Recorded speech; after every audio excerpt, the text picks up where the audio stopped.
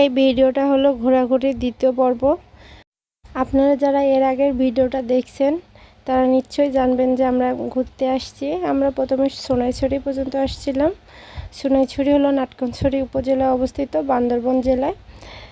আমরা সোনাইছড়ি থেকে নাটকনছড়িতে যাব। আর সোনাইছড়ি থেকে নাটকনছড়ির দূরত্ব মাত্র 5 কিলোমিটার। যেহেতু এত দূর পর্যন্ত চলে আসছি, তাই আমরা নাটকনছড়ি লেকে যাব। নাটকনছড়ির মধ্যে একটা লেক আছে, বাচ্চারা উপভোগ করবে, সাথে আমরাও উপভোগ করব। চলুন তাহলে আমাদের সঙ্গে একসঙ্গে ঘুরে আসি নাটকনছড়ি লেক থেকে।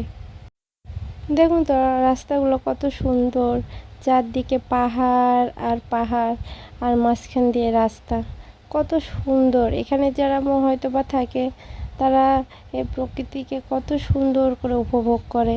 আর এই যে যাওয়ার সময় একটা রিসোর্ট দেখলাম, ভাবছিলাম যে হয়তো বা এটা বাচ্চাদের কোনো শিশু পার্ক হবে আর কি, কিন্তু না, এটা একটা রিসোর্ট। রিসোর্টে বাচ্চাদের খেলাধুলার কিছু আইটেম আছে দেখলাম। বাচ্চা আমার এখানে নামতে চাইছিল, কিন্তু আমরা যেহেতু নাটকনছড়ি যাব আর লেকটা কিন্তু 5টার পর বন্ধ হয়ে যায়, এর জন্য আর আমরা এই রিসোর্টে গেলাম না। আমাদের যাত্রা আবার শুরু করলাম। মনে হচ্ছে পাহাড় আর আকাশে একসঙ্গে মিশে যাচ্ছে। দেখুন তো দৃশ্যগুলো কত সুন্দর। ভিডিওটা কয়েকদিন আগের আমার, আমি যেহেতু তখন এডিট করতে পারিনি, কয়েকদিন পরেই এডিট করতেছি, নানা ধরনের ব্যস্ততার কারণেই এডিট করা হয়নি আমার ভিডিওটা, প্লাস ভয়েস ওভার দেওয়া হয়নি। আমি যখন ভয়েস ওভার দিচ্ছিলাম, ভিডিওগুলো দেখছিলাম, তখন আমার আবার ওই জায়গায় যেতে মন চাচ্ছিল, সব স্মৃতি মনে পড়তেছিল। আসলে জায়গাটা কত সুন্দর, আল্লাহর সৃষ্টি অনেক অনেক সুন্দর, মাশাআল্লাহ।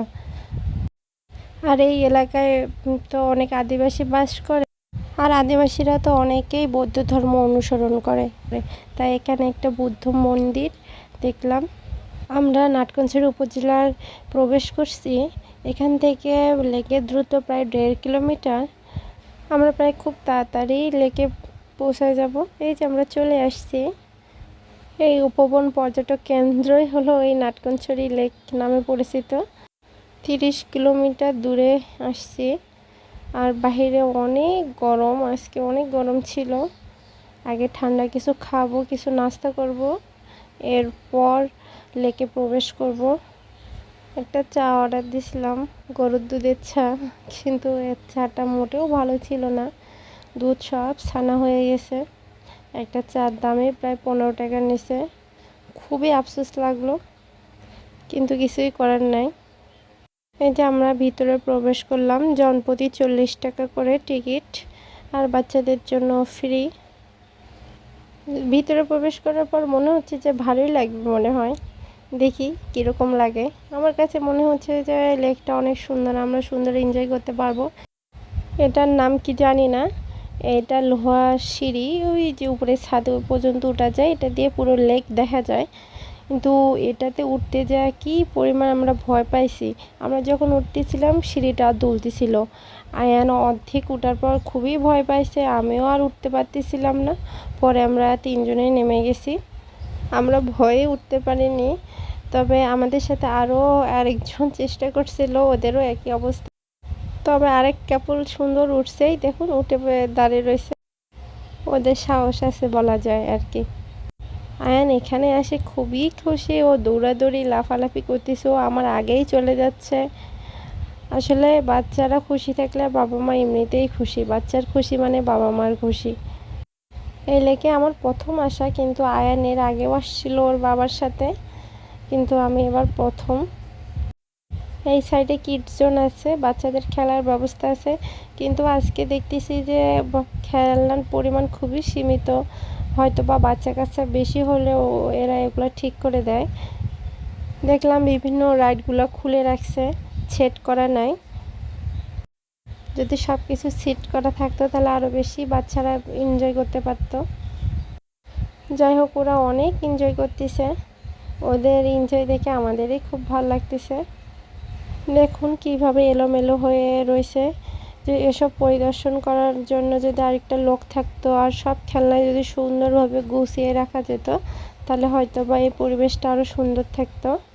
এই যে আমরা মা ছেলে একটু দোলনায় উঠছি, আর আমার ছেলে বিভিন্নভাবে এনজয় করতেছে। ওর খুশি দেখে আমিও অনেক খুশি। শুধুমাত্র বাচ্চার খুশির জন্য 30 থেকে 33 কিলোমিটার দূরে আসছি। এই ডান সাইড দিয়ে নৌকায় চড়ে পুরো লেক উপভোগ করা যায়, আর বাম সাইড দিয়ে যেতে হয় ঝুলন্ত ব্রিজে। আমরা প্রথমে ঝুলন্ত ব্রিজে যাব, এরপর লাস্টে যখন বের হব তখন আমরা একটু নৌকা এনজয় করব, তারপর চলে যাব এখান থেকে। সিঁড়ি থেকে নামার ফলে আমার হাতের মোবাইলটা কাঁপতেছিল, এই জন্য ফুটেজটা আর কি এরকম আসছে। আর দেখুন কি সুন্দর, অসম্ভব সুন্দর, মনে হচ্ছে যে আমি সুন্দরবনে আছি আর কি। চারদিক দিয়ে জঙ্গলে জঙ্গল, লেকের চারপাশ দিয়ে। আমরা বোটে উঠলে এই লেকেই চালাতে হবে বোটটা, আর লেকটা অনেক বড়।